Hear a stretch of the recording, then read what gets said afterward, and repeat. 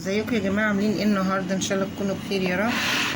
ايه اخباركم؟ الجو النهارده حلو كده ورطب وجميل، فقلنا نعمل النهارده صينيه كوسه كده حلوه، جنبيها رز بالشعريه،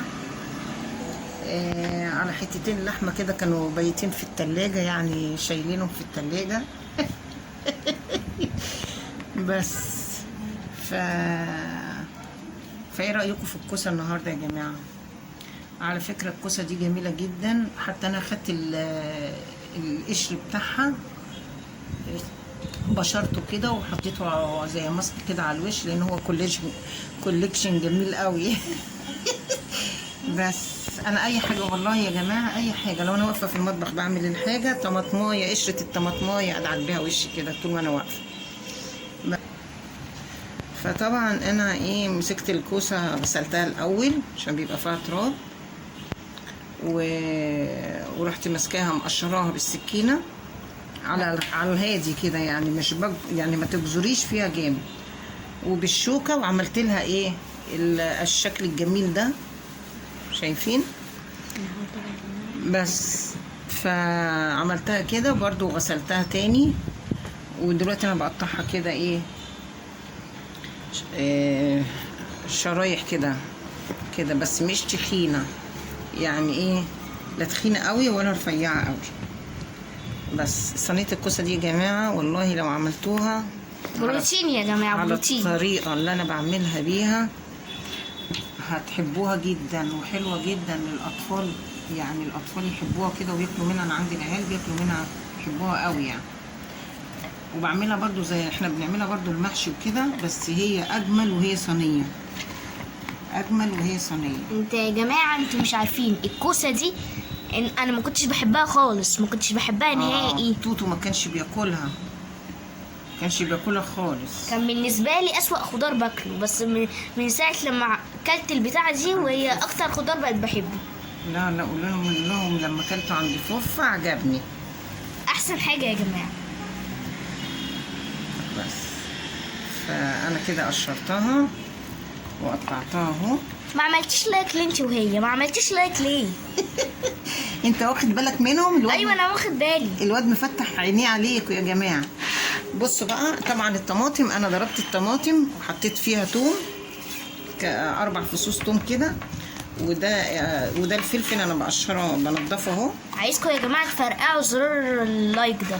بصوا انا بنضف الفلفل اهو عشان احطه برضو فيها، وهوريكم طريقه حلوه برضو طريقه الكوسه اللي انا بعملها دي، يعني بصوا هتدمنوها بمعنى اصح. شايفين يا جماعه الفتافيت دي يا جماعه انتوا ممكن تزرعوها. ايوه قول لهم بقى على الزرع اللي انت بتعمله. بس احنا يا جماعه عندنا بنزرع نعناع وفلفل وريحان وبقدونس، ما بنجيبش الحاجات دي من بره، احنا اللي بنزرعها في القصريات بتاعه الزرع، حلوه. يعني هتمسكوها وتحطوها في الطونه، وكل يوم في الطينه، وكل يوم تسقوها. حزمه البقدونس يا جماعه والله ب3 جنيه، وورقتين بس اللي فيهم، ورقتين، ولا الكزبره 3 جنيه. وعلى ايه بقى؟ كل حاجه احنا دلوقتي بقينا نعملها من الغلا اللي احنا فيه، بقينا ان احنا نعمل كل حاجه ما عدا يا جماعه الفراخ واللحم. انتوا شايفين احنا يا جماعه بوست قبل كده زراعه البيض. عايزين يزرعوا بيض، كانوا بيضحكوا على الناس. الصين ما خلتش حاجه يا جماعه، كل حاجه مكتسحاها يعني. بس الصراحه بلد شاطره يعني. عندهم مخ بيفكر والله. بس فكده انا قطعت قرن فلفل احمر اهو، وقرن اخضر، وطبعا انا ضربت الطماطم مع الثوم مع البابريكا مع بعضيهم يعني كده اهو. بصوا البذور بتاعت الفلفل دي لو زرعتوها يطلع لكم فلفل تاني اهو، البذور دي. بس يا جماعه هي بتاخد حوالي من شهر لشهرين عشان تطلع نبته كبيره، وكمان يا جماعه مش بتطلع شجره، بتطلع نبته يعني. بس كده. لو في قرن فلفل حامي، يعني اللي بيحبوا السبايسي وكده ممكن تحطوا قرن فلفل حامي. انا بقى بحب.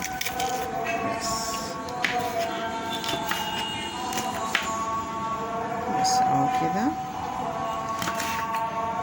هخش بقى اغسل الكوسه دي تاني، واغسل الفلفل، وهوريكم بقى الطريقه اللي انا بعملها عشان تعتمدوها، هتعجبكم قوي قوي، يعني طعمها في منتهى الجمال. خليكم معايا. بصوا الكوسه اهي غسلتها اهي.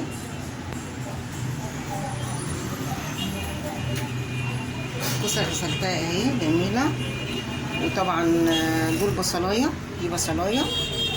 ودي بقى التركه اللي انا بعملها للكوسه او للفاصوليا او لللوبيا او دي يا جماعه الخلطه السريه. دي فاهميني. وانا هوريكم مراحل الحاجه. بصوا يا جماعه اهو. ثواني بس الصينيه تسخن شويه. انا بدي صدمه بالكوسه، لان طبعا انتوا عارفين ان الكوسه كلها ميه،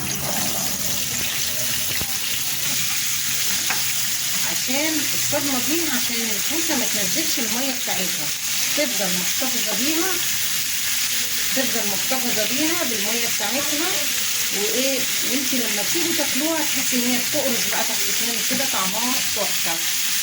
ما تبقاش بقى ايه مميميه كده، يعني لما تحطيها كده على طول ما تبقاش مميميه. يعني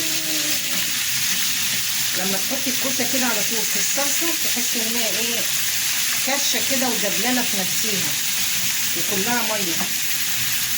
انما لازم تدي الكوسه صدمه بحته زبده او سمنه او الماده الدهنيه اللي انت بتحطيها عليها، او زيت. انا بحب احط لها برده شويه زيت ذره. الزيت برده بيدي لمعه للحاجه يعني. وتعتبر نية يعني انتوا ما بتسبكلهاش حاجة، يعني ونية حاجة خفيفة بقى يا جماعة. بصوا هرشلها طبعا بس فلفل.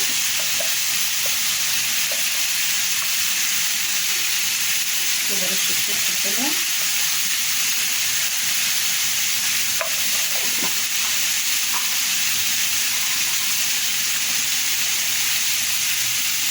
معلقة سكر يا جماعة عشان الحموضة بتاعت الصلصة اهي.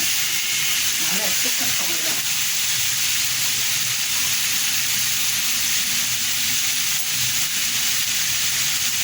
ودي بهارات دي بهارات يا جماعة أنا مشكلاها وعاملاها، يعني أنا اللي بعملها.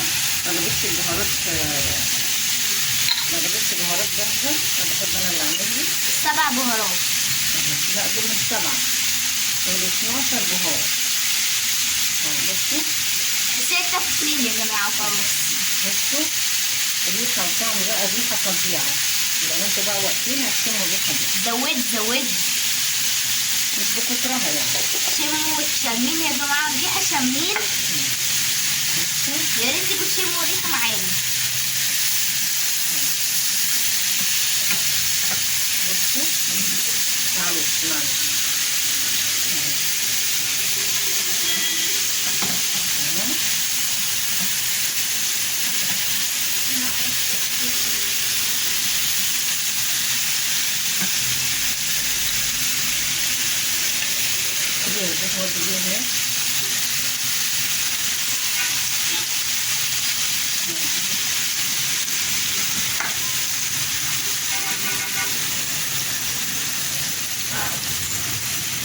شايفين يا جماعة الجمال؟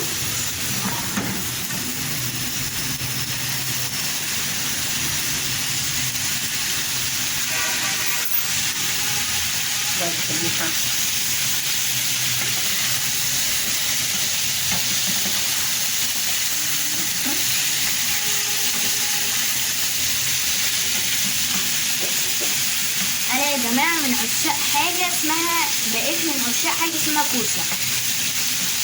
طعمها وجمالها كانش بيحبها خالص. والا بقى لما تتعمل بشاميل انسوا كده. انا هحط البصلايه. انا كنت بحبها محشي يا جماعه. بس دلوقتي بقيت احبها جدا. كده انا حطيت البصلايه اهي بعد ما هتبلها لازم البصلايه تدبل. اخر حاجه انا هحط لها الطماطم بصوا اهي.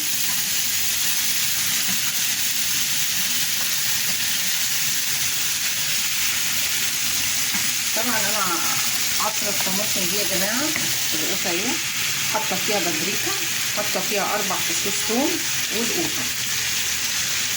ودي طبعا التركه دي يا جماعه اللي انا بقول لكم عليها دي، التركه دي عباره عن فلفل قرن فلفل احمر واخضر وبصلايه صغيره، يعني نص بصلايه كده صغيره ومدعوكه بالملح برده والفلفل وبرده ايه بتتحط كده.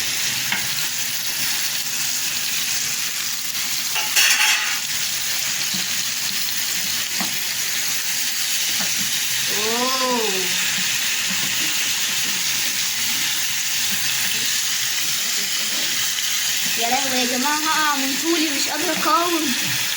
اوعى الكاميرا تقع منك بس اهي. بصوا الريحه بقى والله العظيم ما قادره اقول لكم بقى، الريحه مش قادره اقول لكم. يا ريت يا جماعه تيجوا تشموا معانا والله. تعالوا عيشوا اللحظه معانا. اوعى يعني عشان اللحظه دي مش هتتعوض. دلوقتي هحط الطماطم اهي بصوا. بعد بقى ما تتسبك شويه حلو كده مع بعضيها. ثواني. شايفين الجمال؟ شايفين الحلاوه؟ بعد كده بقى ايه انا هسيبها بقى مع نفسها شويه كده. انا حاطه لها الملح بتاعها مظبوط مع التركه بتاعت الفلفل والملح والبصل دي.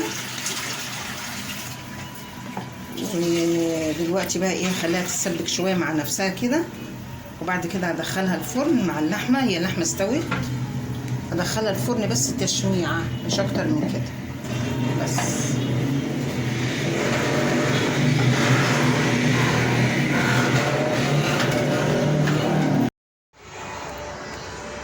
احنا هنا حطينا اللحمه اهو، وطبعا دلوقتي هدخلها الفرن عشان تتشمع واللحمه تاخد لها ايه يعني تشميعه حلوه كده. انما الكوسه خلاص كده يعني الكوسه تاكليها تقرش معاكي جميله تحفه يا جماعه، طعمها تحفه والله. جربوها على الطريقه بتاعتي هتعجبكم قوي قوي. ده انتوا يا جماعه بصوا هتدمنوها خفيفه حلوه في الصيف بالذات. دي هتبقى جميله ليكم ولا فيها حماوه ولا فيها حاجه خالص. طريقه جديده جميله حلوه، انا بعملهاش الا كده طول عمري، ما بعملهاش الا كده. بصوا يا جماعه انما لما تحطوها الكوسه لما تحطوها في الصلصه على طول الكوسه كلها ميه، بص تلاقي الكوسايه بقت طريه كده وملزلزه في نفسها، طعمها وحش. بس بصوا يا جماعه انا بقيت عايزه اكل الكوسه دي كل يوم. طعمها جميل جميل جميل. جربوها وقولي لي كده في الكومنتات ايه رايكم، هتعجبكم والله قوي. بصوا الطريقه ازاي وجميله. بصوا شوف الشوكه بتخش فيها ازاي، تقرميها كده تقرش معاكي جميله. اللحمه بقى يا جماعه دايبه خالص. ايوه انا بحب اللحمه تكون مستويه حلو. بصوا بقى بعد ما طلعت من الفرن تحفه تحفه تحفه. تعالوا اتغدوا معانا يا جماعه، تعالوا اتغدوا والله تعالوا. جميله، اكل جميل قوي والله. بصوا جميله ازاي. يلا ما تنسونيش في اللايك والشير، واهم حاجه اللايك يا جماعه، واهم حاجه المتابعه بتاعتكم وتعليقاتكم. انا عايزه تعليقاتكم والله. يلا باي باي.